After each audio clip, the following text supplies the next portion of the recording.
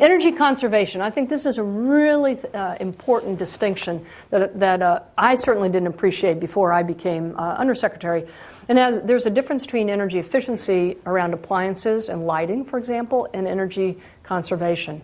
And what I mean by that is with lights, I actually, for holiday gifts, I give my friends CFLs. Now I'll give them LEDs. You may not want to be on my holiday list, but that's what you get. And what I noticed is I was visiting a friend who I'd given all the CFLs, and they were leaving them on at night. I'm like, why are you doing that? Oh, well, they're so much more efficient now. I can just leave them on all the time, which means they're using more energy in some sense, depending. And so what we found is that there are some really interesting studies about lighting over 700 years, going from the efficiency change from a candle to an LED.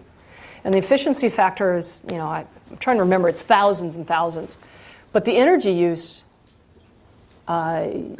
actually taken into account the population change, is many more thousands, and I forget what the difference is. And so there are certain things where the money you save is being reinvested into buying more. How many have been in a home that has 2 refrigerators, one in the house, one in the garage? Well, refrigeration is one of the classic examples of how standards have really moved the needle in terms of size, cost, and efficiency, but then people buy 2. Now, where I think energy efficiency and the investments in really pay off are in buildings, both commercial sector as well as residential. Because for about $5,000 investment, you can save about 30% of the energy. Well, you're not going to save enough to buy another house.